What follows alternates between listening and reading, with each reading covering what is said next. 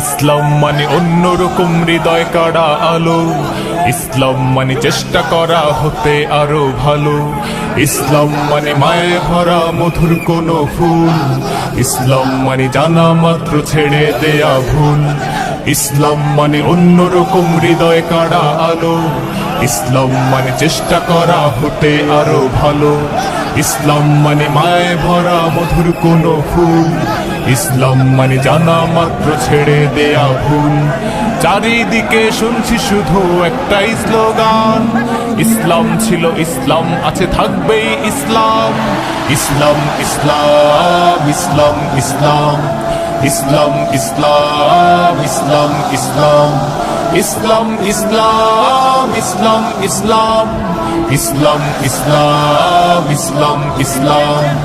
ইসলাম মানে অন্যরকম হৃদয় কাড়া আলো, ইসলাম মানে চেষ্টা করা হতে আরো ভালো, ইসলাম মানে মায়ে ভরা মধুর কোনো ফুল, ইসলাম মানে জানা মাত্র ছেড়ে দেয়া ভুল, ইসলাম মানে অন্যরকম হৃদয় কাড়া আলো, ইসলাম মানে চেষ্টা করা হতে আরো ভালো, ইসলাম মানে মায়ে ভরা মধুর কোনো ফুল, ইসলাম মানে জানা মাত্র ছেড়ে দেয়া ভুল। আলহামদুলিল্লাহি রাব্বিল মাশরিকাইনি ওয়া রাব্বিল মাগরিবাইন আল্লাযী খালাকা কুল্লা শাইইন যাওজাইন ওয়া আওজাবা আলাইনা আল-ইহসানা বিল ওয়ালিদাইন ونشهد أن لا إله إلا الله وحده لا شريك له وأشهد أن محمدا عبده ورسوله سيد الكونين صلى الله عليه وعلى آله وصحبه وأتباعه أجمعين ليلا ونهارا في الطرفين فقد قال الله تعالى في كلامه المجيد وبرهانه التوحيد জবান খুলে পড়েন আউযু বিল্লাহি মিনাশ শাইতানির রাজীম বিসমিল্লাহির রহমানির রহিম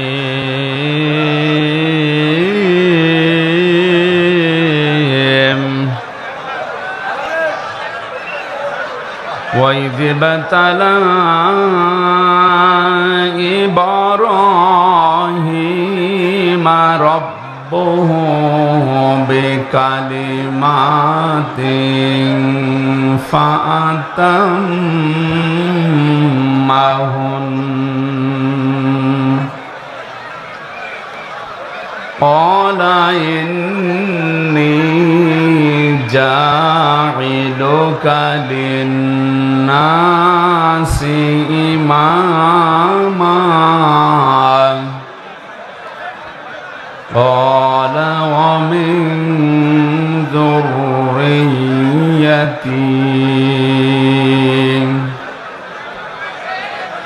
قال لا ينال عهد الظالمين صدقت يا ربنا عن عبد الله بن مسعود رضي الله تعالى عنه قال قال النبي صلى الله عليه وسلم اتقي دعوة المظلوم فإنها ليس بينه وبين الله حجاب رواه مسلم وقال تعالى في شان رسوله ইন্নাল্লাহা ওয়া মালাইকাতাহু ইউসাল্লুনা আলান নবী ইয়া আইয়ুহাল্লাযীনা আমানু সাল্লু আলাইহি ওয়া সাল্লিমু তাসলিমা। আমি যদি কখনো তায়েফে যাই,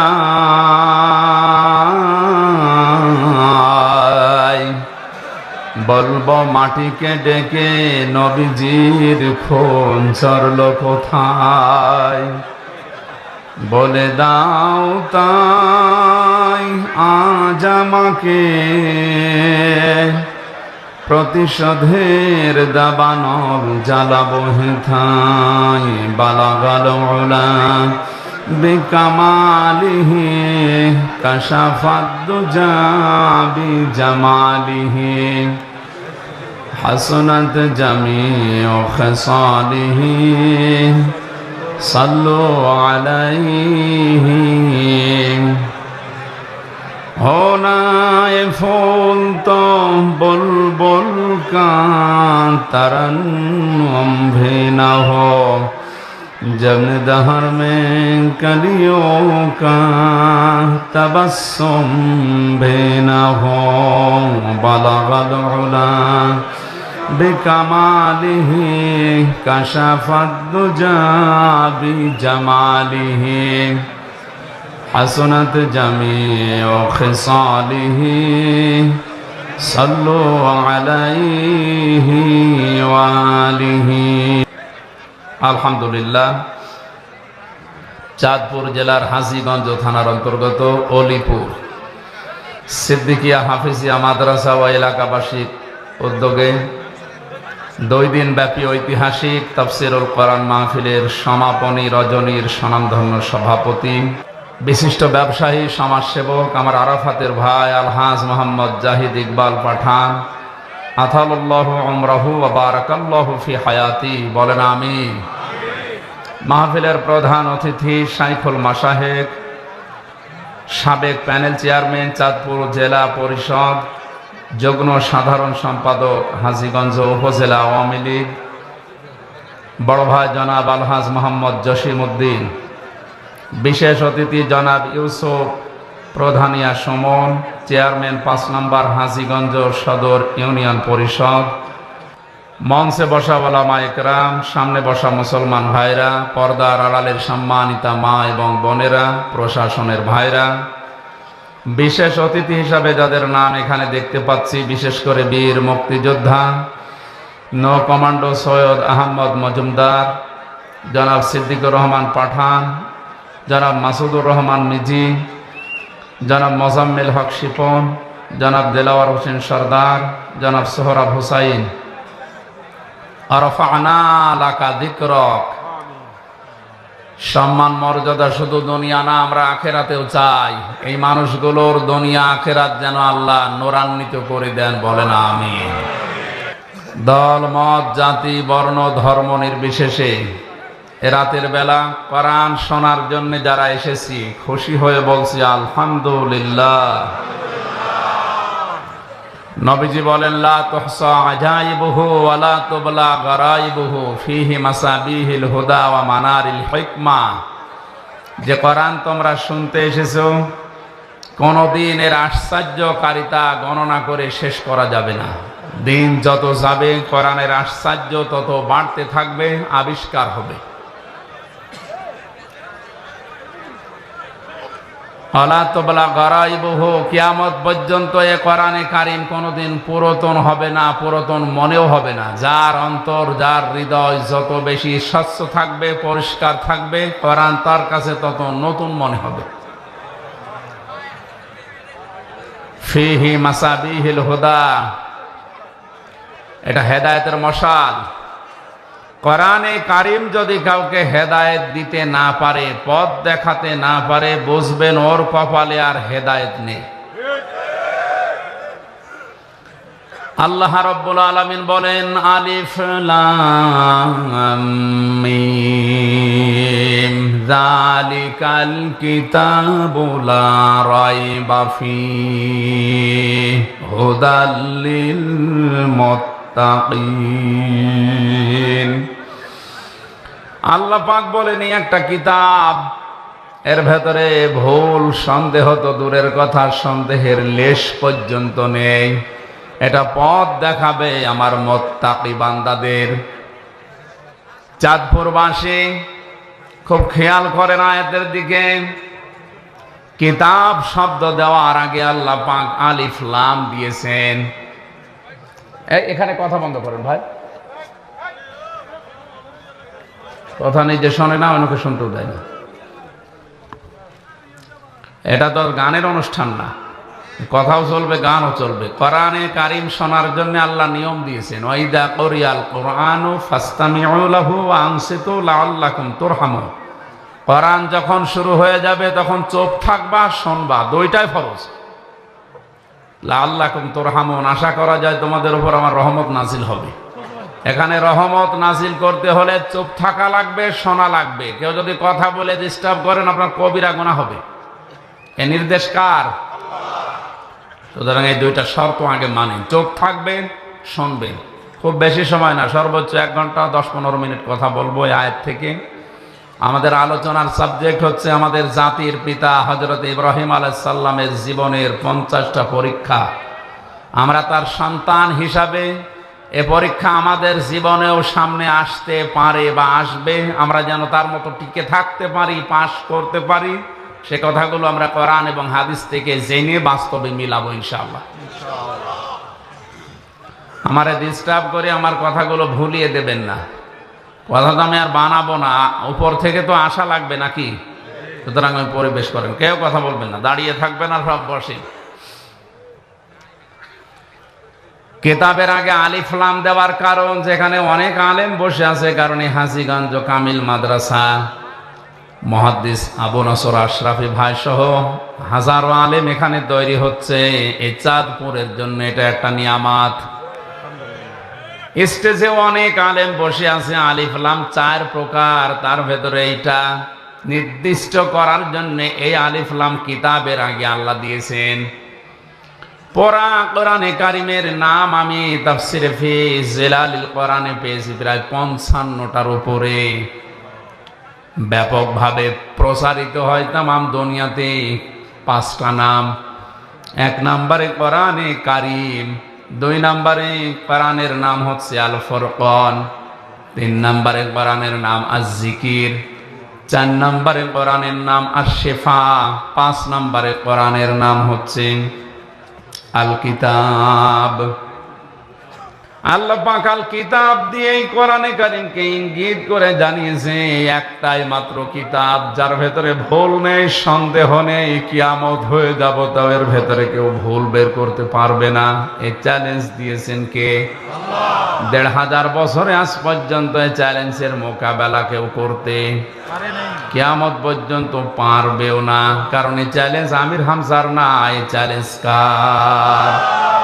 কেন আল্লাহ আলিফ লাম দিয়েছেন এটা বলার জন্য বলছিলাম। বিশেষ করে যারা আলেম আছেন তাদেরকে ইঙ্গিত করছে, একটু খেয়াল করেন। দুনিয়াতে একটাই মাত্র কিতাব আল্লাহ এখন পাঠিয়েছেন, কিয়ামত পর্যন্ত আর আসবে না। মানব জাতিকে পরিচালনা করার জন্য জীবন বিধান হিসাবে যা দরকার সবের ভেতরে খুলে খুলে বর্ণনা করা আছে। সুতরাং কোরআন শরীফ বাদ দিয়ে পৃথিবীর কোন কিতাব মানুষকে রাস্তা দেখাতে পারে না, হেদায়েত দিতে পারে না। এই জায়গাটা এত আওয়াজ হয় কি? এরা মানুষ নাকি দেবতা? কথা বলে না কেন? চুপ করেন। আমরা দেখতে পাচ্ছি আপনারা দাঁড়িয়ে আছেন, দাঁড়িয়ে থাকেন, কথা বলবেন না। আপনি নিজেও শুনছেন না, মানুষকে শুনতে দিচ্ছেন না। কত মানুষ দেখেন না বসে আছে, কথা বন্ধ করেন।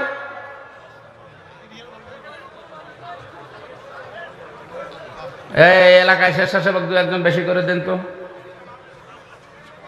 মানুষের বিবেক না থাকলে কি করা যাবে?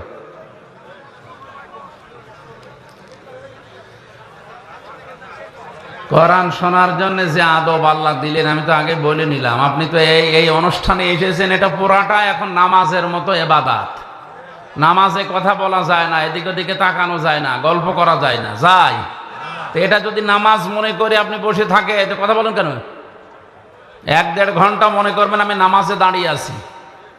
কারাগারে 3 বছরে আমি তাহাজ্জুদের নামাজে যারা আলেম আমরা ছিলাম, আমরা যা পড়েছি 1-1.5 ঘন্টা 2 ঘন্টা, বিশেষ করে 3:30 থেকে একেবারে আজান পর্যন্ত এই কেটে যেত। বাইরে তো 10 মিনিট নামাজে দাঁড়িয়ে থাকতে পারি না, অথচ 2.5 পারা 1.5 পারা করে 2 পারা করে পড়া লাগতো। মনে করবেন আমি নামাজে আছি। নিস্তব্ধ হয়ে যান, কথা বলেন কেন? চাঁদপুরবাসী, সারা বাংলাদেশের লোক আমরা জানি, নোয়াখালী, চাঁদপুর, লক্ষ্মীপুর, কুমিল্লা এই এলাকার মানুষগুলো আল্লাহ ভীরু বেশি। এটা রেকর্ড হচ্ছে, কালকেই সারা বাংলাদেশ ছড়াবে। আপনাদের আচরণ যদি এই দেখে, কি বদনাম হবে না? নিজেদের বদনাম নিজেরা করবেন। কথা বন্ধ করো ভাই। কিতাবের আগে আলিফ লাম দিয়ে আল্লাহ এই ঘোষণায় দিয়েছেন, দুনিয়ায় একটাই কিতাব এখন আছে, কিয়ামত পর্যন্ত এটা থাকবে, যেটা মানুষকে হেদায়েত দিতে পারে। আয়াতের ব্যাখ্যায় আমি হাদিস পেয়েছি, নবীজি বলেন, মানিত্তাবাআল হুদা বিগাইরিল কুরআন আদাল্লাহুল্লাহ। তিরমিজি শরীফের হাদিস। এক একটা কথার ওজনে দুনিয়ার চাইতেও বেশি। আল্লাহর নবী বলেন, কোরআন বাদ দিয়ে পৃথিবীর কোন মানুষ যদি ভালো হওয়ার নিয়তে হেদায়েত পাওয়ার জন্য দুনিয়ার কোন জায়গায় যায় যেখানে কোরআন নেই, এরকম কোন জায়গায় ওর মন ছিল ভালো হওয়ার, কিন্তু আল্লাহ দায়িত্ব নিয়ে ওকে গোমরা বানিয়ে দেবে। আপনি টের পাচ্ছেন কি বললাম? আলেমরা হয়তো টের পেয়েছে। শব্দের দিকে খেয়াল করেন, আদাল্লাহুল্লাহ শব্দটা যদি দল্লা ইয়াদিল্লু নবীজি দিতেন, তাও তো অর্থ হয়ে যেত। তাহলে বাংলা অর্থ দাঁড়াতো আপনি নিজেই নিজেকে পথ ভ্রান্ত করে ফেলেছেন। কিন্তু আদাল্লাহ শব্দটা বাবে ইফআল থেকে আসার কারণে আদাল্লা ইয়াদিল্লু বাংলা অর্থ দাঁড়িয়েছে, আপনি হয়তো ভালো হওয়ার নিয়ত নিয়ে কোনো জায়গায় গিয়েছিলেন, কিন্তু কোরআনে কারিমের কর্মসূচি সেখানে ছিল না, কোরআনের নিয়ম নীতি পদ্ধতি ওই জায়গায় চলে না। এই জন্য আল্লাহ নিজে দায়িত্ব নিয়ে আপনাকে গোমরা বানিয়ে দেবে। চাঁদপুরবাসী কথার লোড কত, ওজন কত আপনি টের পাননি এখনো? আপনার নিয়ত ভালো, কিন্তু কোরআন সেখানে ছিল না, এই জন্য আল্লাহ দায়িত্ব নিয়ে আপনাকে আরো খারাপ বানিয়ে দেবে। চিন্তা করেন, হেদায়েত দেওয়ার মালিক হামজা? আসতে বলেন, কে? একচ্ছত্র মালিকানা আল্লাহ। আর আল্লাহ নবী কেউ দেননি। বিশ্ব নবীকে যদি আল্লাহ হেদায়েতের মালিক বানিয়ে দিতেন, তাহলে তার আত্মীয় স্বজন, চাচা ভাতিজা যারা আছে তাদেরকে তিনি দিয়ে দিতেন, আমাদের পর্যন্ত আসতো না। হযরত আবু হুরায়রা একদিন লাফাচ্ছিলেন আনন্দ করে। সাহাবীরা বলে, কি এত বেশি আনন্দ করো, লাফাও, কারণ কি? হযরত আবু হুরায়রা বলেন, এই মাত্র কোরআনে কারিমের আয়াত নাযিল হয়েছে যে হেদায়েতের একচ্ছত্র মালিকানা আল্লাহ, আর এটা কোনো নবীর হাতে, ফেরেশতার হাতেও আল্লাহ দেননি। আমি আনন্দ করি এই কারণে, আমি তো নবীজির আত্মীয় না। যদি আত্মীয়, যদি নবীর হাতে আল্লাহ হেদায়েতের চাবিকাঠি দিয়ে দিত, আমি আবু হুরায়রা পর্যন্ত আসতো না। কারণ তার নিজের আত্মীয় স্বজন যারা আছে তাদেরকে দিয়ে তিনি জান্নাতে নিয়ে চলে যেতেন, আমি বাদ পড়ে যেতাম। যেহেতু আল্লাহর হাতে আছে, এই জন্য আমি আনন্দে আছি। কোরআনে কারীম জানিয়েছে, বিশ্ব নবী মুহাম্মদুর রাসূলুল্লাহ নিজে তার চাচা যেদিন মারা যায় আবু তালিব, মাথার পাশে বসে বসে বলছিলেন, ইয়া আম্মি আবি তালিব, লা ইলাহা ইল্লাল্লাহ হাজ্জুল লাকা ইনদাল্লাহি ইয়াউমাল কিয়ামাহ, রাহুল বুখারী। নবীজি বললেন, চাচা আপনার জোরে বলা লাগবে না, শুধু কানের কাছে মুখটা নিয়ে আস্তে করে বলেন, লা ইলাহা ইল্লাল্লাহ। তাওহীদের স্বীকৃতিটা দেন, রিসালাতের স্বীকৃতি যেটা আমার মুহাম্মদুর রাসূলুল্লাহটা বলার দরকার নেই, ওটা আপনি আমি মেনে নিলাম। শুধু আল্লাহর এই স্বীকৃতিটা আপনি আমার কানের কাছে জোরেও বলা লাগবে না, আমার কানের কাছে মুখ নিয়ে বলেন। আমি কথা দিলাম কিয়ামতের দিন আল্লাহর দরবারে ঝগড়া করে আপনাকে আমি জান্নাতে দিয়ে আসবো। পাশে দাঁড়িয়েছিল আবু সেহেল আর আবু লাহাব। আবু সুফিয়ান ডাক দিয়ে বলে, নেতা পড়বা, সারা জীবন বাপ দাদার ধর্ম অনুসরণ করলে এখন ভাতিজার নতুন ধর্ম গ্রহণ করে কলঙ্কিত হবা। মানুষ তোমারে কা পুরুষ বলবে, ভীরু বলবে। আবু তালিব ওই সময় ডাক দিয়ে বলেছে, ভাতিজা আমি তোমাকে ভালোবাসি, কিন্তু এটা আমি পড়তে পারলাম না, তুমি আমাকে মাফ করে দিও। বলেন তো মাফ করার মালিক কে? বিশ্বনবীর মন খারাপ হয়ে গেল। সঙ্গে সঙ্গে কোরআনে কারিমের সূরা কসসের 56 নম্বর আয়াত আল্লাহ ফেরেশতা জিবরাইলকে দিয়ে পাঠালেন, শুনিয়ে দেন, ইন্নাকা লা তাহদি মান আহবাবতা ওয়ালাকিন্নাল্লাহা ইয়াহদি মান ইয়াশা ওয়া হুয়া আ'লামু বিল মুহতাদিন। জোরে বলেন আল্লাহু আকবার। আল্লাহ পাক বলেন, হে নবী আপনি মন খারাপ করেন কেন? হেদায়েত তো আপনার হাতে আমি দেই নেই যে যাকে ইচ্ছা তাকে দিয়ে দেবেন, বরং এটা আমি আল্লাহ হাতে রেখেছি, আমি যাকে চাই তাকে দান করি। আমি আপনার চাইতে অধিক বেশি জানি যে হেদায়েত পাবে কে। এটা আপনার চাচা আমি জানি, কিন্তু এই লোকটার তো মন নেই হেদায়েত নেওয়ার। আপনি এত চেষ্টা করলেন, আপনার রিসালাতের ঘোষণা পর্যন্ত আপনি দিতে নিষেধ করেছে, যত দরকার নেই, শুধু তাওহীদের কালেমাটা একটু পড়েন, তারপরও সে পড়ে নাই। এই জন্য আমি আল্লাহ ওকে হেদায়েত দেয়নি। এরপরেও নবীজি তার কবরের পাশে দাঁড়িয়ে দুহাত তুলে মোনাজাত করেছিলেন, রব্বুল আলামিন তুমি দয়া করে আমার চাচাকে মাফ করে দাও। সঙ্গে সঙ্গে জিবরাইল এসে বললেন, হে নবী হাত নামান। কার জন্য হাত তুলেছেন? মা কানা লিন নাবিয়্যি ওয়াল্লাযীনা আমানু আইয়াস্তাগফিরু লিল মুশরিকিন ওয়ালাউ কানু লি কুরবা মিন বা'দি মা তাবায়্যানা লাহুম আন্নাহুম আসহাবুল জাহিম। বিবেক যদি থাকে চিন্তা করেন যে নবী জীবনে হাত তোলা লাগে নাই, মনের ভেতরে কামনা আসলে এই মোনাজাত কবুল হয়ে গেছে। সেই নবী হাত তুলে বসে আছে কবরের সামনে চাচার জন্যে। জিবরাইল এসে বলছেন আপনি হাত নামান। কার জন্য হাত তুলেছেন? এই লোকটা আপনার চাচা, আল্লাহ জানে। সারা জীবন আপনাকে ভালোবাসা দিয়েছে, কোলে কাকে পিঠে মাথায় দিয়ে চোমা দিয়ে দিয়ে বড় করেছে, আল্লাহ দেখেছে। কিন্তু হেদায়েত পাওয়ার জন্য লোকটার মন ছিল না, এই জন্য আমার আল্লাহ তাকে হেদায়েত দেয়নি। হে নবী, শুধু আপনি না, কোন ইমানদারের জন্য, কোন নবীর জন্য এটা বৈধ না, জায়েজ না, উচিত না, শোভনীয় না কোন মুশরিকের জন্য আল্লাহর কাছে ক্ষমা চাবে, যদিও ওইটা নিজের নিকটাত্মীয় হয়। চিন্তা করেন, নবীজিকে আল্লাহ এই ধমকটা দিলেন, নবীজির জন্যও শোভনীয় না, উচিত না কোন মুশরিকের জন্য ক্ষমা চাওয়া। এত ঘৃণিত আল্লাহর কাছে যারা শিরিক করে, এই মুশরিকরা হজে যারা যায় তাদেরকে প্রথমে এই কথা বলা লাগে, লাব্বাইক আল্লাহুম্মা লাব্বাইক লা শারীকা লাকা লাব্বাইক। হে আল্লাহ, সেই বাংলাদেশের চাঁদপুর থেকে এসেছি, কাফনের কাপড় পরে এসেছি তোমার ঘর, আমি এখন তাওয়াফ করব, আমি হাজির হয়ে গেছি, আমার নামটা তোমার হাজিরা খাতায় লিখে নাও। প্রথমেই ঘোষণা আসে, বান্দা দাঁড়া।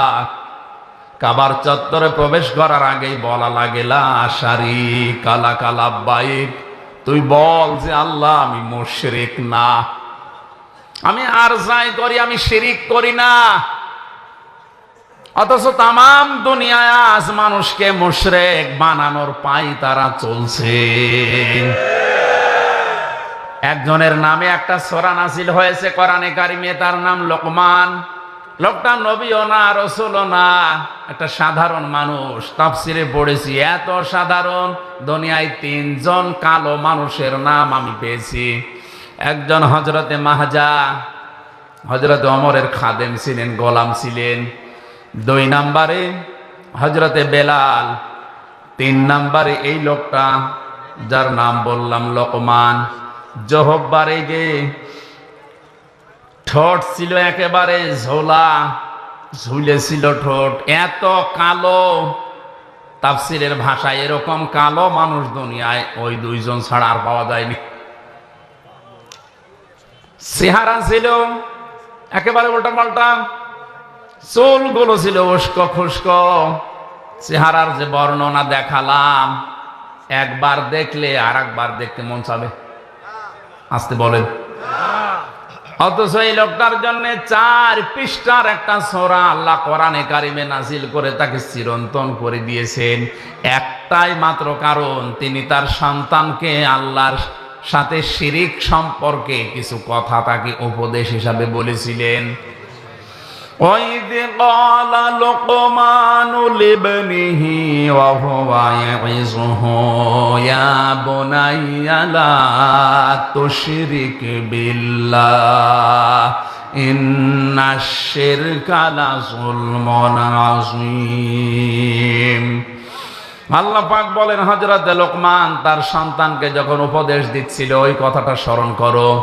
তিনি সর্বপ্রথম বলেছিলেন, লা তুশরিক বিল্লাহ, হে আমার আদরের সন্তান, দুনিয়ায় আর যাই করো শিরিক করবা না। কি করবা না? কারণ পৃথিবীর সব অপরাধ আল্লাহ মাফ করে দিলেও দিতে পারে, কিন্তু শিরিকের গুনাহ আল্লাহ মাফ করে না। এইজন্য এটা যেহেতু ভিডিও হচ্ছে, রেকর্ড হচ্ছে, কালকে তামাম দুনিয়ায় ছড়াবে।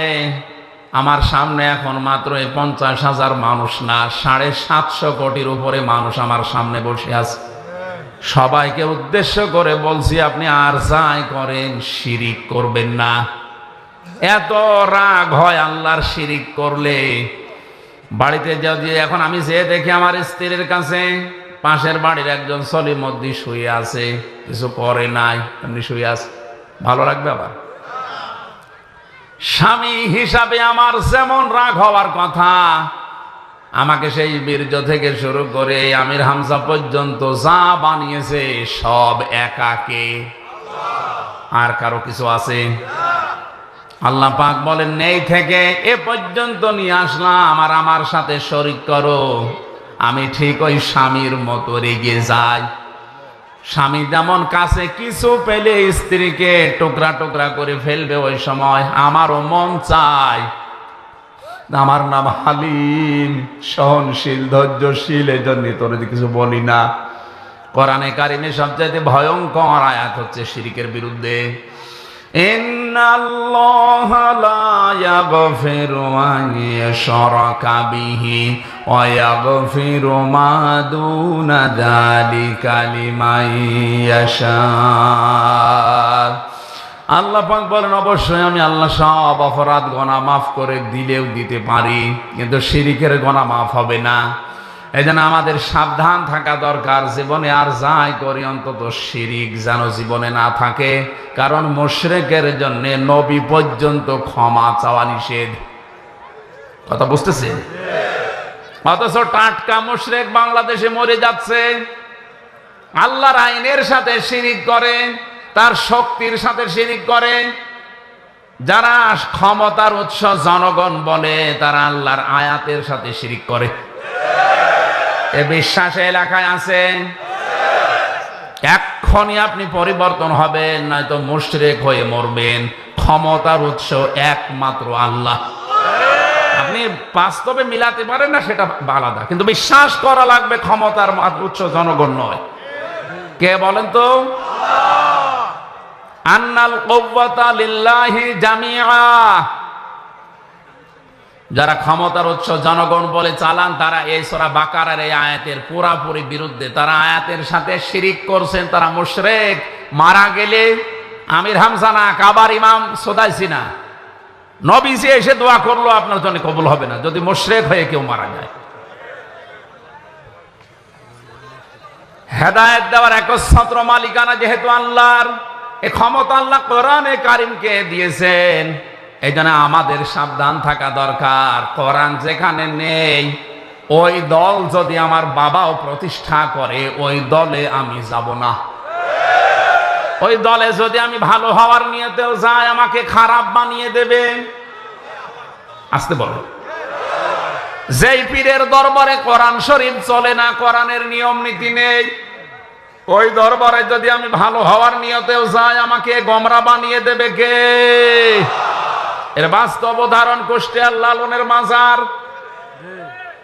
এই এলাকা থেকে হাজারো মানুষ যাচ্ছে ওখানে, যেহেতু কোরআন ওখানে চলে না, কোরআনের নিয়ম নীতি ওখানে নেই, ওখানে মানুষের তৈরি করা কিছু বানানো নিয়ম চলে। এই জন্য আমার মনে হয় ওখানে গেলে মানুষ ভালো হওয়ার পরিবর্তে আরো খারাপ হয়। আগে গাঁজা খেত না, এখন গাঁজা খায়। আগে বিড়ি সিগারেট খেত না, এখন বিড়ি খায়। কথা বলেন না কেন? তাহলে লোকটা ভালো হয়েছে না খারাপ হয়েছে? আরে নদী পার হয়ে যে আল্লাহর ওলি আছে, আমি নাম নাই নিলাম, ওখানে গেলে মানুষ দেখি আগে দাড়ি মাড়ি যায় রাখতো, ওখানে গেলে দাড়ি কেটে সফা করে ফেলে। তাহলে ভালো হয়েছে না খারাপ হয়েছে? আমি বাস্তব নিজে গিয়ে দেখেছি, শিরিক প্রকাশ্যে চলছে। বিশ্ব নবীর দরবারে, নবীজির কবরস্থানে, নবীজির মাজারে, আল্লাহর নবীর রওজায় আমি 16 সালে ঘুরে এসেছি। এইভাবে যাওয়া লাগে না, এইভাবে পিছিয়ে আসা লাগে না, কিন্তু ওই দরবারে গিয়েছি, এইভাবে যাওয়া লাগবে, আবার এইভাবে পিছিয়ে আসা লাগবে। লা তাত্তাখিযুল কুবুর মাসাজিদা, নবীজি বলেন কবরকে তোমরা সেজদার জায়গা বানিও না। আজ হাজারো পীরের দরবারে কবরগুলো মাজার পূজা হিসাবে চলছে। যে কবরে মাজার পূজা চলে, ও কবর ভেঙ্গে দেওয়া আমাদের জন্য একেবারে ওয়াজিব হয়ে গেছে। হাজার বেদাত করে, আর এটা সব চাইতে বেশি চট্টগ্রাম বিভাগে। দিনের নামে, ইসলামের নামে নতুন নতুন জিনিস তৈরি করে এরা ইসলাম বানিয়ে চালিয়ে দিচ্ছে। এই জন্য বেদাত যারা করছেন তারা থামেন। বেদাত করলে নবীজি বলেন, বেদাত পন্থী যারা, বেদাত আবিষ্কার যারা করে, সালাম দেওয়া পর্যন্ত জায়েজ নেই। 2 নাম্বারটা এখন বলা যাবে না মোনাজাতের আগে। বলেন আমি মায়ের খাই। নবীর সুপারিশ 2 নম্বরে নবীজি বলেন, পাবে না তারা যারা জালিম শাসকের তোষামদি করে চলে। এটা এই দেশে এখনো শুরু হয়নি, অন্য দেশে চলছে।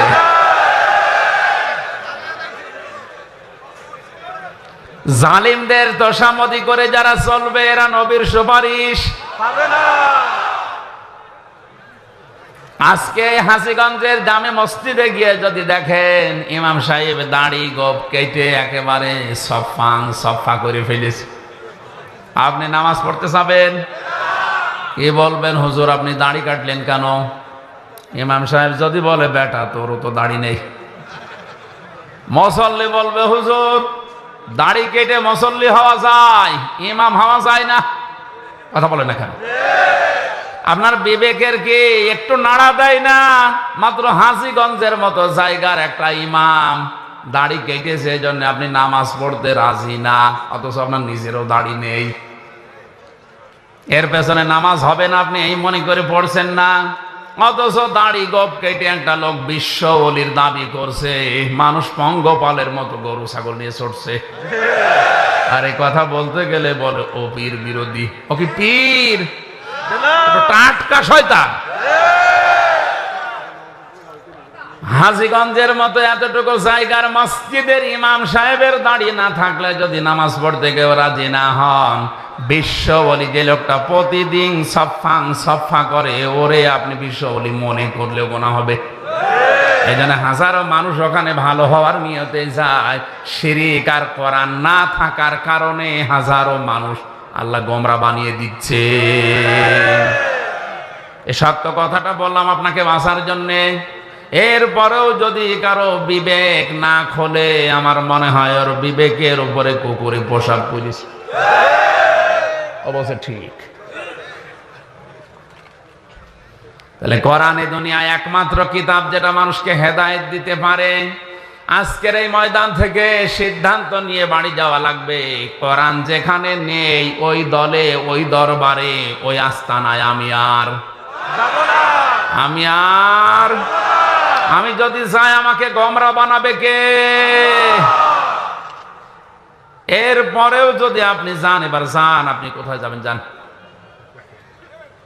আমার মনে হয় ওয়াজ হয়ে গেছে না, মানে আবার কি ওয়াজ করব?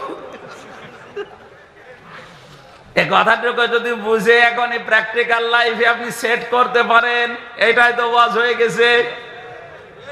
এই হাদিসটা যদি কেউ মেনে নিতে পারে মনে প্রাণে, যে কোরআন যেখানে নেই ওখানে গেলে আল্লাহ তাকে গোমরা বানিয়ে দেয়, এই বাংলাদেশে কোরআন ছাড়া অন্য কোন দল এদেশে চলবে না।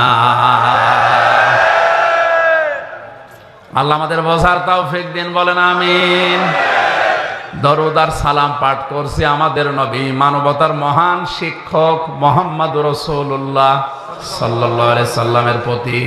কোরআনে কারিম থেকে মাত্র একটা আয়াত পড়েছি, সূরা বাকারা আয়াত নাম্বার 124। 286টা আয়াত আছে সূরাতে, 40টা রুকু আছে। মাত্র একটা আয়াতে কত কথা আছে আপনি একটু হিসাব করে করে দেখবেন। তাহলে পুরা কোরআনে আল্লাহ কত কিছু দিয়েছে, আপনার মাথা এলোমেলো হয়ে যাবে। জবান করে কোরআনে কারিমের তাফসিরুল কোরআন মাহফিল, তাফসির আকারে কথা শোনার জন্য পড়েন আউযু বিল্লাহি মিনাশ শাইতানির রাজিম, বিসমিল্লাহির রহমানির রহিম। وَإِذِ ابْتَلَى إِبْرَاهِيمَ رَبُّهُ بِكَلِمَاتٍ فَأَتَمَّهُنَّ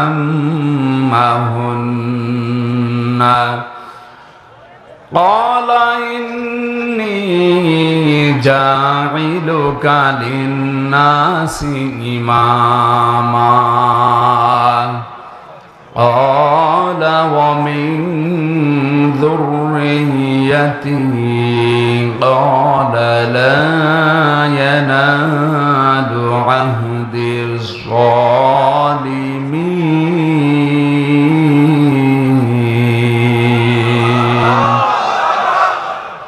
এই যারা ওঠাউঠি করে কি এদের পোশাক পায়খানা বাদ দিয়ে যদি এমনি চলে যায় গোনা হবে কিন্তু। এই জিজ্ঞাসা করেন তো ওর অবস্থান কি? না, আমি হাসির খোরাকি দেইনি। আপনি যদি ভালো লাগছে না এই বলে চলে যান, আপনার কিন্তু গুনাহ হবে। জরুরত থাকলে যেতে পারেন, এমনিতেই উঠবেন না ভাই। সওয়াব নেকি কামাই করতে এসে যদি গুনাহ হয়ে যায়, আপনার না আসায় ভালো ছিল। খেয়াল করেন এই দেশে আমি যতটুকু এই কয় মাস, বিশেষ করে 1 মাস কয়েকদিন বের হয়ে যা দেখছি, এর আগে 20 সালের আগ পর্যন্ত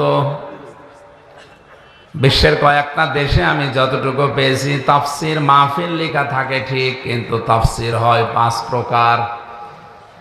যে যেই দেশে বাস করে ওই দেশে সরকারি তাফসির হয়, এটা হয়। বেসরকারি তাফসিরও হয়, খানকার তাফসির হয়। এখানকার পরে আমার যেখানে আছে রাতের বেলা রাত 12:30টার পরে ওখানে খানকার তাফসির হবে। 4 নম্বরে হয় নাটকীয় তাফসির, যেটাই ব্রাহ্মণবাড়িয়া কুমিল্লা এলাকায় চলে। আন্দাজে তাফসির মাহফিল নাম দিয়েছে। নাটকীয়তা করে কোরআনে কারিমের মঞ্চগুলো তারা হাসির পাত্র বানিয়ে ফেলেছে। কথা বলেন না কেন? অথচ কোরআনে কারিমের এই ময়দানগুলো, এই মঞ্চগুলো, এটা আমানতের জায়গা, এটা মেম্বরের একটা আমানত আছে। এই জায়গাটা যারা হাসির খোরাকি বানিয়ে মানুষের কাছে উপস্থাপন করে, আল্লাযীনা ইত্তাখাযু দীনাহুম লাহওয়াও ওয়া লাইবা ওয়া গাররাতুহুমুল হায়াতুদ দুনিয়া, সূরা আরাফের 51, 50, 51 নম্বর আয়াতে আল্লাহ জানিয়েছেন যে মানুষগুলো দুনিয়ায় আল্লাহর দ্বীনকে খেল তামাশা বানিয়ে ফেলেছে, এদেরকে দুনিয়ার জীবন ধোঁকায় ফেলে রেখেছে। কিয়ামতের দিন আল্লাহ তাদেরকে ভুলে যাবে যেমন তারা দুনিয়ায় কোরআনকে ভুলেছিল। ওরা তাফসীর মাহফিলের নাম দিয়ে কোরআনে কারীমকে এমন ভাবে উপস্থাপন করছে নাটকীয় ভাবে, জেনারেল শিক্ষিত মানুষগুলো মনে করছে ইসলাম মনে হয় এরকমই। কথা বলছে না কেন? এই জন্য তাদের আহ্বান জানাবো, আপনারা এই মঞ্চের যে আমানত আছে, এই মেম্বরের যে আমানত আছে, এগুলো ঠিক রাখেন। দুনিয়ার স্বার্থে মত্ত হয়ে এই ময়দানটা কলুষিত করবেন না। 5 নম্বরে হয় দরকারি তাফসির, কোরআনিক তাফসির, যেটা বাংলাদেশ, ভারত, পাকিস্তানে খুব কম। কথা বলে না কেন? আমাদের উপরে যায় আসুক না কেন, আমরা কোরআনে কারিমিক তাফসির যেটা দরকারি, যেটা ওইটা করব। আল্লাহ ঘোষণা দিচ্ছেন, ওয়াইযিবতালা ইব্রাহিমা রাব্বুহু বিকালিমাতিন ফাতাম্মাহুন্না। হে নবী, আপনি স্মরণ করেন ওই সময়ের কথা যখন ইব্রাহিম আলাইহিস সালামকে মহান আল্লাহ কিছু কালেমার দ্বারা, কথার দ্বারা পরীক্ষা করেছিলেন, আর প্রতিটি পরীক্ষায় হযরত ইব্রাহিম উত্তীর্ণ হয়েছিলেন।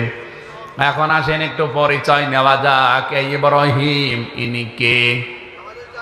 আমাদের জাতির পিতা, আমাদের জাতির পিতা। কারণ আমাদের নাম যে মুসলিম, এ মুসলিম নামটা তিনি দিয়েছেন। মিল্লাতা আবিকুম ইব্রাহিমা হুয়া সাম্মাকুমুল মুসলিমিন। আল্লাহ পাক বলেন, জাতির পিতা হিসাবে আমি একজনকে ঘোষণা করলাম, তার নাম ইব্রাহিম, আর তিনি তোমাদের নাম রেখেছেন মুসলমান। আমাদের নাম মুসলিম, মুসলিম জাতিয়ে জাতিয়ে নাম দিয়েছে কে? হুয়ার ফাইল এখানে দুইটা, আল্লাহ হতে পারে, ইব্রাহিম আলাইহিস সালামও হতে পারে। ইবনে কাসির বর্ণনা করেন এটা ইব্রাহিম আলাইহিস সালামই বেশি, তিনি আমাদের নাম মুসলিম দিয়েছেন। সুতরাং মুসলমান দাবি করার পরেও যারা ইব্রাহিম আলাইহিস সালামের সন্তান হিসাবে নিজেকে পরিচয় দেন না, আমি বাকিটা বললাম না।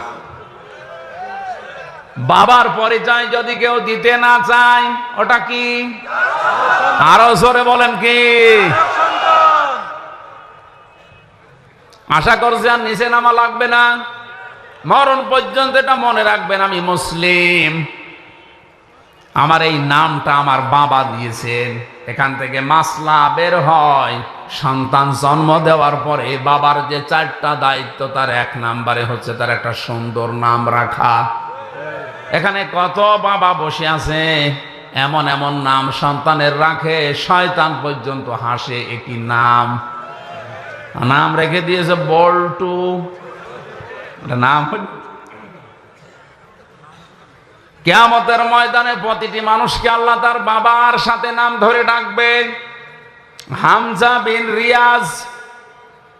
আজ অনেক মহিলা তাদের স্বামীর সাথে নাম মিলিয়ে রাখে। আমার ম্যাডামের নাম তামান্না, আমার নাম আমির হামজা। উনি যদি তামান্না আমির লেখে না, এটা বৈধ না। ওনাকে লেখা লাগবে ওনার বাবার নামের সাথে তামান্না সুলতানা, ওনার বাবার নাম সুলতান। কারণ আমার স্বামীর সাথে সংসার যদি ভেঙে যায়, আজকেই যদি তালাক হয়ে যায়, কালকে ওর মুখ দেখা আমার জন্য আর জায়েজ। কিন্তু বাবার সাথে তালাক হওয়ার সম্ভাবনা আছে। বলেন। এজন্য বাবার যে 4টা দায়িত্ব, তার 1 নাম্বারে দায়িত্ব হচ্ছে তার সুন্দর নাম রাখা। 7 দিনে আকিকা করা, এটা সুন্নাত। কেউ যদি না পারে 10 দিনে, 21 দিনে, এরপরে যতদিন পারেন করবেন, আদায় হবে। কিন্তু সুন্নাত হচ্ছে 7 দিনে। আমি বোঝাতে পেরেছি? 3 নম্বরে তাকে দিনের জ্ঞান শিক্ষা দেওয়া লাগবে, এটা বাবা মার দায়িত্ব। দিনের জ্ঞান শুরু হয় যার নাম নিয়ে, তার নাম বলেন তো। আমি এখানে একটা তথ্য বলবো, যারা জ্ঞানী মানুষ আছেন খেয়াল করবেন। নবীজির বয়স যখন 40 বছর, বিশ্ব নবীকে ফেরেশতা জিবরাইল ওই পাহাড়ে হেরা গুহায় 3 বার বুকে ধরে চাপ দিয়েছিলেন যে পড়েন পড়েন পড়েন। নবীজি বললেন মা না বিকারি, আমি পড়তে পারবো না। কথা বলেন না কেন? চতুর্থবার যখন তিনি বলেছেন ইকরা বিসমি রাব্বিকাল্লাযী খালাক, বিশ্ব নবী এবার 5টা আয়াত জিবরাইলের সাথে পড়েছিলেন না পড়েন নাই? একবারও কি আপনার বিবেকের কাছে কথাটা আসে না যে কেন এবার পড়লেন? বিশ্ব নবী ওই সময় জিজ্ঞাসা করেছিলেন ভাই জিবরাইল, তুমি এতক্ষণ কেন বললে না যে বিইসমি রাব্বিকাল্লাযী খালাক, পড়া লাগবে আমার রবের নামে? এতক্ষণ খালি বলছিলেন পড়ো, তো কি পড়বো, কার নামে পড়বো? আমি তো আল্লাহর নাম ছাড়া, আমার রবের নাম ছাড়া পড়তে পারবো না। সুতরাং শিক্ষা ব্যবস্থায় বাংলাদেশে যারা দায়িত্বে আছেন 96% মুসলমান এখানে বাস করে, আল্লাহ বাদে কারো নামে আমরা পড়তে চাই না।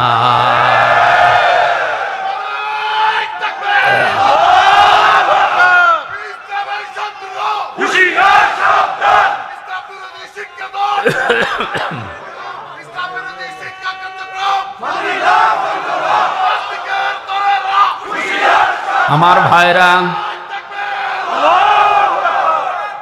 আমি কথাগুলো শুধু স্লোগান দেওয়ার জন্য, গরম হওয়ার জন্য বলি নাই, বিবেকের কাছে প্রশ্ন করে। নবীজি নবুয়ত পাওয়ার পরে কিন্তু পড়তে পারতেন, তিনি বলেন না আমি পড়বো না, কারণ আমার রবের নাম যখনই আমি শুনলাম তখনই পড়া স্টার্ট দিলাম। বিশ্ব নবী নবুয়ত পাওয়ার পরেই তার উম্মতদেরকে আদেশ দিয়েছে, উম্মতেরা সন্তান তোমাদের হলে তাদের 3 নাম্বারের দায়িত্ব তার দ্বীনের শিক্ষা দিন, আর দ্বীনের শিক্ষা শুরু হয় আমার আল্লাহর নামে। যে বইয়ের শুরুতে বিসমিল্লাহির রহমানির রহিম থাকে না, ইকরা বিইসমি রাব্বিকাল্লাযী খালাক থাকে না, ইন্নাদ দীনা ইনদাল্লাহিল ইসলাম থাকে না, ওই পড়া মুসলমানেরা পড়বে কিনা ভেবে দেখা উচিত। কথা বলেন না কেন? শিক্ষা গ্রহণ করার পরে মানুষ যদি মানুষ না হয় জানোয়ার হয়ে যায়, ওইরকম শিক্ষায় শিক্ষিত না হওয়াই ভালো। বাংলাদেশ সহ বিশ্বের যত জায়গায় ঘুরেছি, কোরআনে কারিমের শিক্ষা যাদের ভেতরে আমি পেলাম, বাস্তবে ওই ছোটবেলায়ও যারা কোরআনের শিক্ষা কমও পেয়েছে, তারা বড় হয়ে যত বড় জায়গায় উঠেছে তাদের ওই ছোটবেলার কথাটা মনে আছে। ঝিনাইদহ জেলার টিয়নো, ওই 20 সালের আগে আমি এক বাড়িতে খেতে গেলাম, যে দেখি চা দিয়েছে, পিরিজ নেই, শুধু কাপ। আমি হেসে ফেলেছি, কিন্তু জ্ঞানী মানুষ বুঝতে পেরেছে, বলছে হুজুর আপনি কেন হাসেন? আমি বুঝি, চা দিয়েছি শুধু কাপে, পিরিজ নেই। একটা পিরিজ দিয়েছিল কিন্তু ভাঙা, এই কারণে আপনি হাসেন।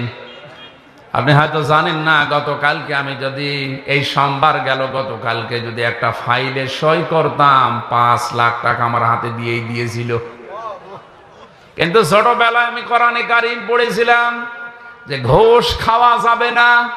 ওই আয়াত আমার সামনে সব সময় এসে দাঁড়িয়ে বলে যে যত কঠিন পরিস্থিতি হোক ঘোষ খাওয়া যাবে না। এরকম পিরিচ একটা না 1000টা পিরিচ আজকে আমি কিনতে পারতাম। বলেন তো, কোরআনের শিক্ষা থাকার কারণে লোকটা মানুষ হয়েছে না জানোয়ার? আর এটা যাদের ভেতরে নেই, যে মানুষগুলো শিক্ষিত হচ্ছে, আমি বাস্তব প্র্যাকটিক্যাল লাইফের কথা বলছি। এত বড় বড় দাড়ি, মাথায় টুপি দিয়ে পাগড়ি মাথায় আছে, হাতে তসবিহ টিপতেছে। আমি গেলাম বিশ্ববিদ্যালয়ে, সার্টিফিকেট নিয়ে আসছি। আমারে বলছে হামজা তাড়াতাড়ি করো। হুজুর আমি তো তাড়াতাড়ি করছি। তাড়াতাড়ি করো, আমি জামাত ধরবো জোহরের নামাজের। আল্লাহ হুজুর আমি তো তাড়াতাড়ি করছি, আমিও গাড়ি ধরবো।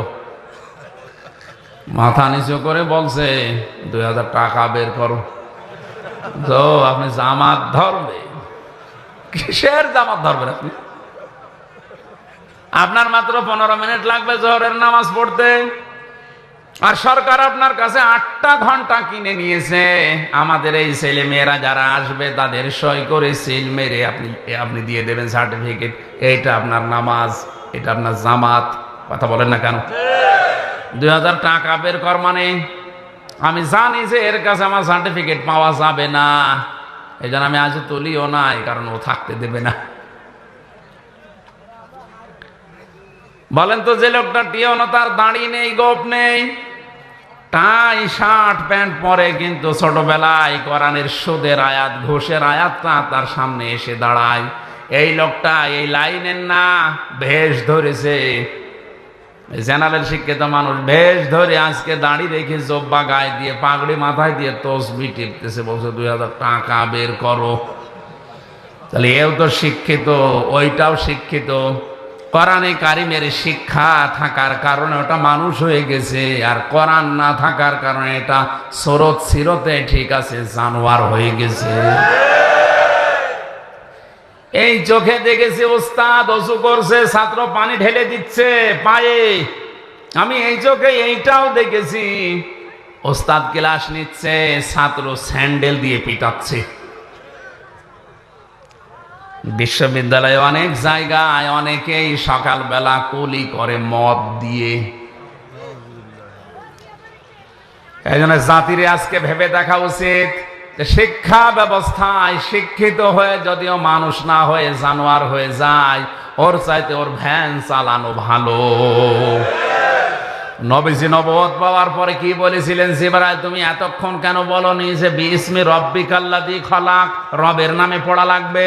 তাহলে আমি এতক্ষণ অপেক্ষা করতাম না, কারণ রবের নামে পড়লেই মানুষ মানুষ হয়। আশা করছে আমার নিচে নামা লাগবে না, আপনি বুঝেছেন? এটা শুধু আমার একার কথা না, এদেশের 18 কোটি মানুষের মনের কথা হয়তো অনেকেই মুখ ফুটে বলতে পারে না। কথা বলেন না কেন? হযরত ইব্রাহিম আলাইহিস সালাম, তাকে মহান আল্লাহ 50টা পরীক্ষা দুনিয়ায় করেছিলেন। 50টা পরীক্ষার ভেতরে আমি তার জীবনী থেকে তাফসীর থেকে তুলেছি, ঈমান সম্পর্কে মহান আল্লাহ তাকে পরীক্ষা করেছিলেন 10টা। কয়টা? 10টা। দুনিয়ায় আমাদের অনেকের ঈমান এখন আছে না নেই? পৃথিবীর প্রতিটি জিনিস ভেঙে যাওয়ার সিস্টেম আছে, ভালো করে খেয়াল করেন। মানুষ অজু করলে অজু ভেঙে যায় 7টা কারণে। কয় কারণে? আরো জোরে বলেন। মানুষ নামাজ পড়তে দাঁড়িয়েছে, নামাজও ভেঙে যায় 19টা কারণে। কয় কারণে? মানুষ রোজা রাখে, রোজাও ভেঙে যায় 2 কারণে। কয় কারণে? বলেন বলেন। হজ করতে যায়, হজ নষ্ট হয়ে যায়, ভেঙে যায় 5টা কারণে। মানুষের যে ঈমান আছে, এই ঈমানও ভেঙে যায়, নষ্ট হয়ে যায় 10টা কারণে। কয় কারণে? হযরত ইব্রাহিম আলাইহিস সালামকে আল্লাহ ঈমানের পরীক্ষা এই কারণে নিয়েছিলেন। কয়টা? আরো জোরে। জোর হলো না। 2 নম্বরে আমলের পরীক্ষা নিয়েছিলেন তাকে 30টা। কয়টা? আমলের পরীক্ষাগুলো আমি শুধু থিওরি বলে দিচ্ছি, বাড়িতে যে দরকার হয় আমি যদি বিস্তারিত বলতে না পারি মেলাবেন। সূরা তাওবার ভেতরে 112 নম্বর আয়াতে আছে 10টা। সূরা মুমিনে আছে, মুমিনুন 18 পারায় 1 থেকে 10 নম্বরে, এখানে 10টা। সূরা আহজাবের 35 নম্বর আয়াতে আছে 10টা। এই 30টা তার জীবনে যতদিন তিনি বেঁচে ছিলেন, আমল যত করেছিলেন, এই 30টা পরীক্ষা তার জীবনে আমলে ছিল। 3 নম্বরে তার ফিতরাত বা স্বভাব সম্পর্কে পরীক্ষা করেছিলেন আল্লাহ 10টা। এই তথ্যগুলো মারেফুল কোরআন এবং তাফসিরে হাক্কানি থেকে আমি নিয়েছি। এবার আমরা একটা করে তাফসিরে প্রবেশ করছি। কারণ কি? আল্লাহ পাক ইব্রাহিম আলাইহিস সালামকে ঈমানের পরীক্ষা নেওয়ার যে ধারাবাহিকতায় প্রথমেই তার পরীক্ষা নিয়েছিলেন তারকা দিয়ে। কি দিয়ে? ফালাম্মা জান্না আলাইহিল লাইলু রাআ কাওকাবা ক্বালা হাযা রাব্বি ফালাম্মা আফালা ক্বালা লা উহিব্বুল আফিলিন। আমি বিস্তারিত বলার জন্য না, শুধু থিওরিগুলো বলে দিলাম। সূরা আনআম 76 নম্বর আয়াতটা বাড়ি যে দেখবেন, হযরত ইব্রাহিমকে আল্লাহ ঈমানের পরীক্ষা নেওয়া আরম্ভ করেছিলেন তারকা দেখে। উনি মনে করেছিলেন এইটা হয়তো আমার দেবতা বা আমার খোদা হবে, আমার মালিক। কিন্তু দিন শেষে যখন ওটা ডুবে যায়, রাতের বেলা যখন ওটা ডুবে যায়, তিনি বললেন যেটা ডুবে যায় ওইটা আমার মালিক হতে পারে না, আমি তার কাছে তাকে ভালোবাসি না। এরপরে চন্দ্র দেখেছিলেন, সূর্য দেখেছিলেন। তিনটা পরীক্ষার পরে হযরত ইব্রাহিম নবী বলেছিলেন, ফালাম্মা ফালাত ক্বালা ইয়া কওমি ইন্নী বারিউম মিম্মা তুশরিকুন। হে আমার জাতির লোকেরা, তোমরা আজ তারকা পূজা করো, তোমরা চন্দ্র পূজা করো, সূর্য পূজা করো, কেউ দরগা পূজা, কেউ দুর্গা পূজা, কেউ বিভিন্ন গাছ পূজা, মাটি পূজা, আগুন পূজায় ব্যস্ত আছে। আমি সব কিছু থেকে মুখ ফিরিয়ে নিজেকে মুক্ত ঘোষণা করলাম। তিনি ওই সময় একটা দোয়া করেছিলেন।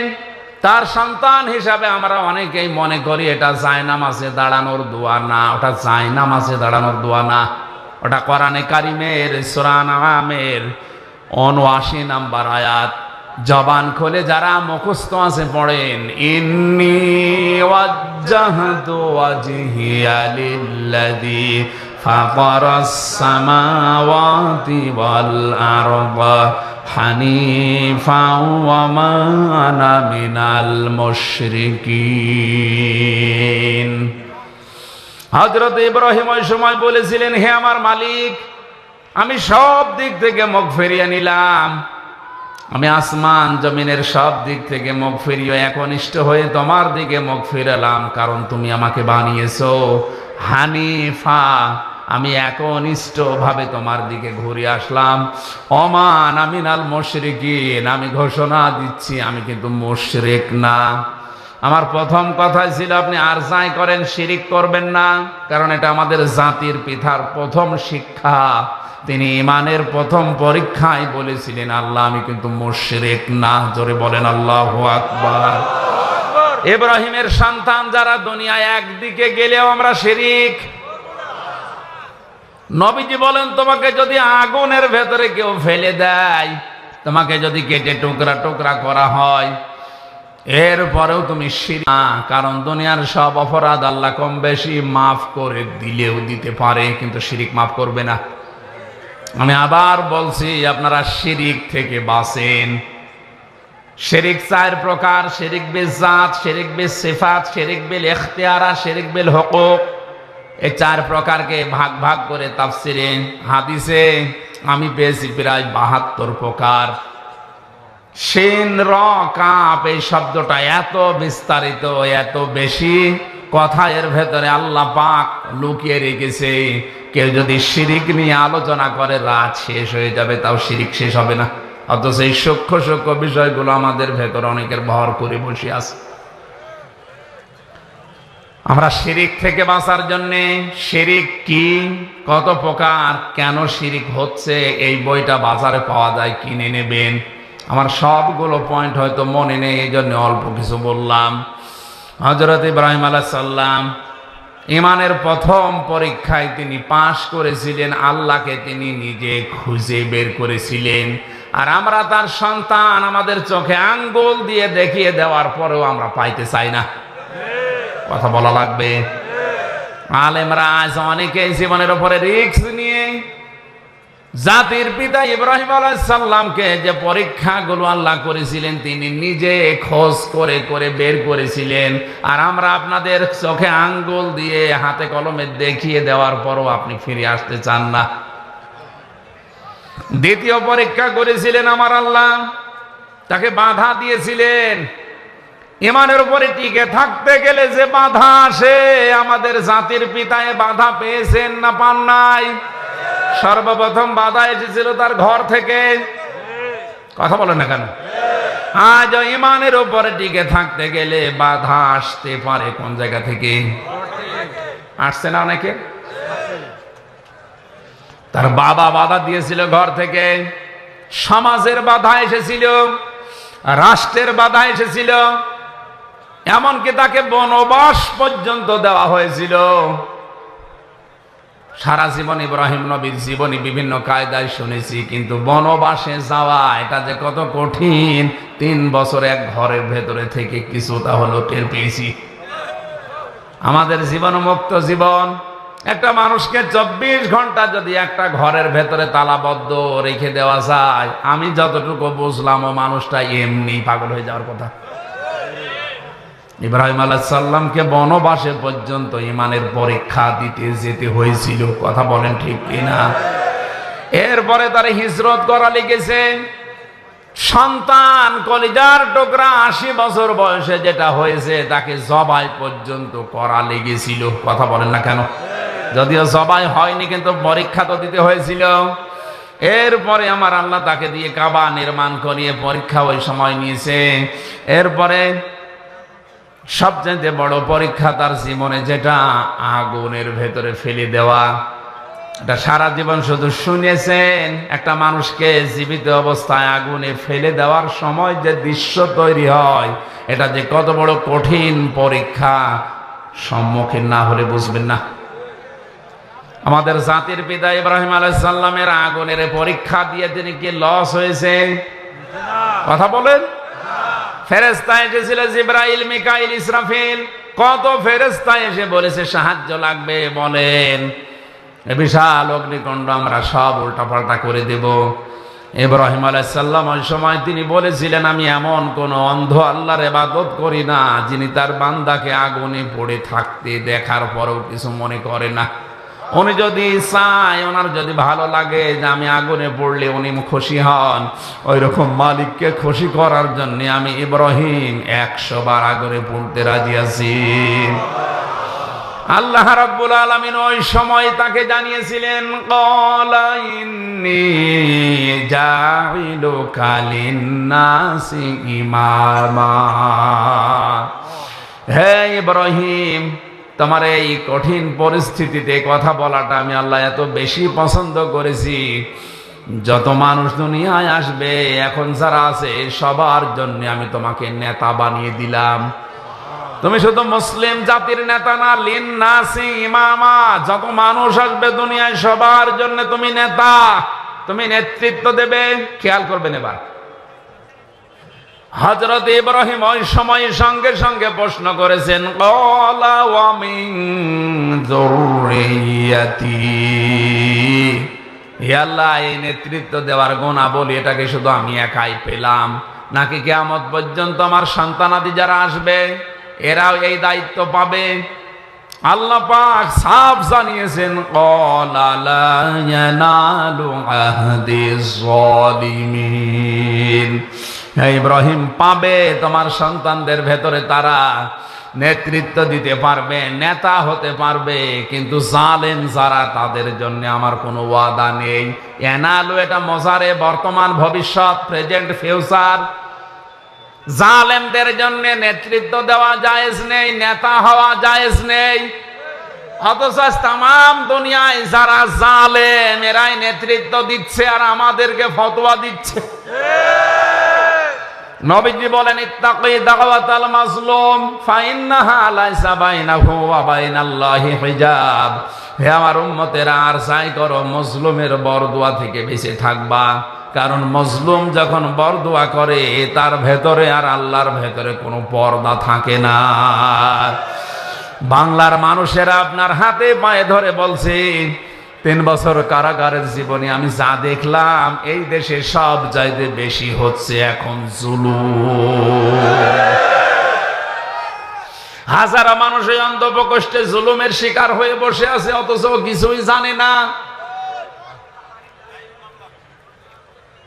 সব চাইতে ভয়ঙ্কর আয়াত আমার কাছে কোরআনে কারিমের সূরা শূরা 25 নম্বর পারা 6 নম্বর পৃষ্ঠা 13 নম্বর লাইনের 42 নম্বর আয়াতটা মনে হয়েছে।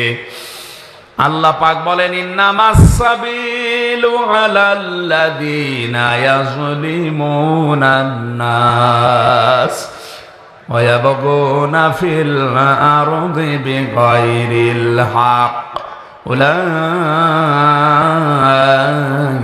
লাহুম আযাবুন আলীম।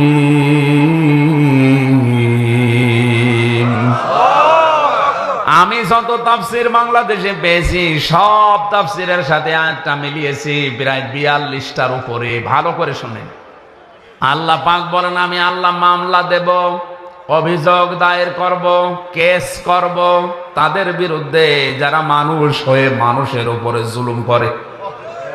বাংলার মুসলমানের এখানে ইয়াজলিমুন নাস ইয়াজলিমুন আল মুসলিমুনা নেই, যে মুসলমানদের উপরে যারা জুলুম করছে।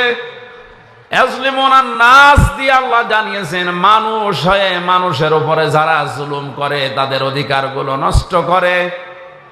আজ মানুষের তৈরি করা আইনের কারণে বিনা, মনে করেন হঠাৎ করে একটা মানুষ আপনার দ্বারা মার্ডার হয়ে গেল, 30 বছর অন্ধ প্রকোষ্ঠে এক ঘরের ভেতরে আপনাকে কাটানো লাগবে। এটা যে কত বড় মানবতা বিরোধী অপরাধ, কত বড় জুলুম একটা মানুষের উপরে। মানবাধিকার সংস্থাগুলো কি ছাতা করে বেড়ায় আমি বুঝি না। এই আইনটা পাল্টাতে পারেন না? হ্যাঁ, ওরে যদি অপরাধ প্রমাণ হয় ওরে ফাঁসি দিয়ে দেন, ওরে মেরে ফেলেন, কারণ হত্যার বদলে হত্যা করা জায়েজ আছে। কোন কারণে একটা মানুষকে 30 বছর এক ঘরের ভেতরে 24 ঘন্টা তালাবদ্ধ করে রাখবেন? ওকে আর মানুষ থাকবে তো এমনি পাগল হয়ে যাবে। এই কথা বলে দেখেন।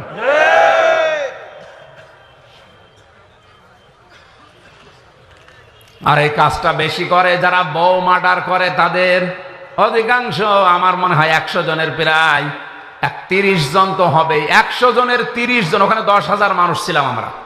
100 জনের 30 জন এই মামলার আসামি, বউ মার্ডার, শুধু বউ মার্ডার।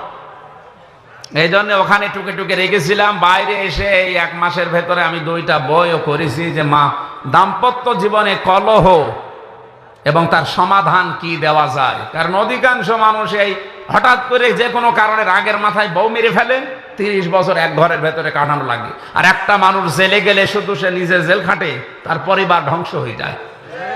কথা বলেন না কেন?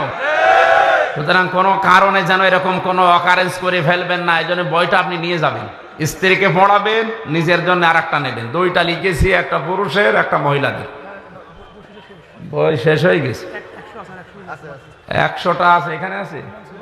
মঞ্চে থাকলে যাদের লাগে শিক্ষিত মানুষরা নিয়ে যাবেন। এটা দরকার, খুবই দরকার। আসলে বাস্তবে তো দেখে আসলাম কি কান্নাকাটি করে একটা মানুষ। হয়তো যে কোনো কায়দায় বউটা মেরে ফেলেছে, এখন 30 বছর এক ঘরের ভেতরে তারা থাকা লাগবে। বলেন একটা মানুষের উপরে কত বড় জুলুম এটা। আপনি থেকে দেখেন তো, 10 দিন একটা ঘরের ভেতর তালাবদ্ধ, এমনি পাগল হয়ে যাবে। আর 30 বছর, একে কল্পনা করা যায়? এই আইনগুলো সরকারকে বলবো আপনি পাল্টান। সে ব্রিটিশ আমলের এই আইন দিয়ে চলছে, এগুলো পাল্টালে অনেক কিছু সংশোধন করা দরকার। জেল কোর্টে অনেক নিয়ম নীতি সে ব্রিটিশের চলছে। আমার ভাইরা, এই আয়াত দিয়ে আল্লাহ প্রমাণ করেছেন আমি আল্লাহ নিজে মামলা দেব তাদের বিরুদ্ধে যারা মানুষের উপরে জুলুম করে। আপনি হিসাব করেন আল্লাহর মামলার আসামি কিনা।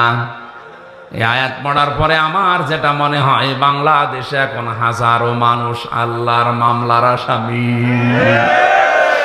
আমি সহ অনেকে যারা নিরপরাধ ভাবে জীবন থেকে 3টা বছর, 10টা বছর, 15 বছর নষ্ট করে দিল, আপনি তো আল্লাহর মামলার আসামি।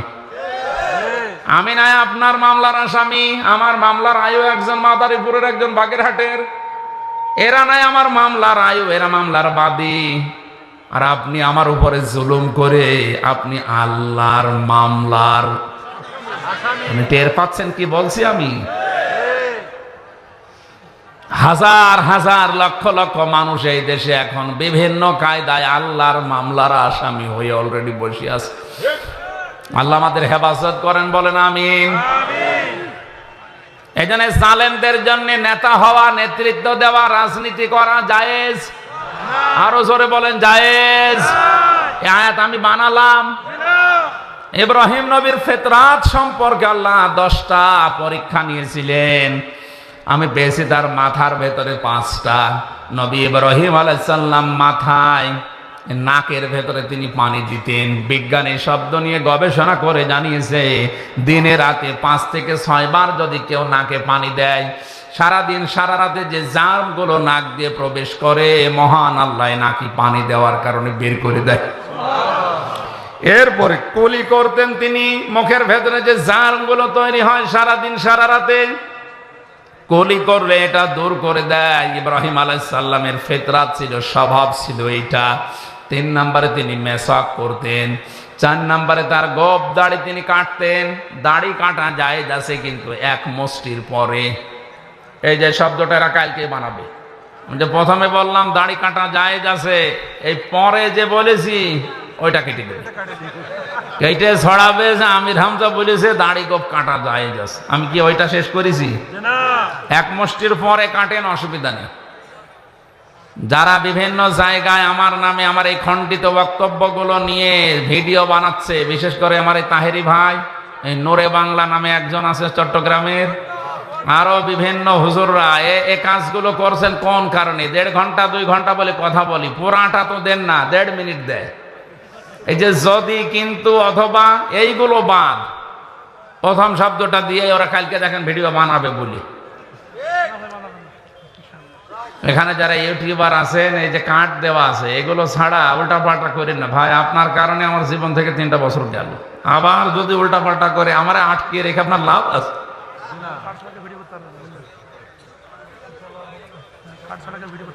গোপ রাখা জায়েজ নেই। হ্যাঁ, যদি আপনি কেটে রাখতে চান, একেবারে চেঁচে ফেলা ঠিক না, এটা মাকরু। একেবারে চেঁচে ফেলা ঠিক না। যদি অবস্থান একেবারে না থাকে, উপায় না থাকে, তাহলে তো আছে, কিন্তু একেবারে ছোট ছোট করে রাখবেন। আর দাড়ি এক মুষ্টির পরে কাটা জায়েজ আছে। দাড়ি এই যে এতটুকু, এই শক্ত জায়গাটা, এই শক্ত জায়গাটা দাড়ি, এইটুকু দাড়ির অংশ না। এমনকি এই যে এই জায়গাটাও দাড়ির অংশ না। কথা বুঝতেছেন?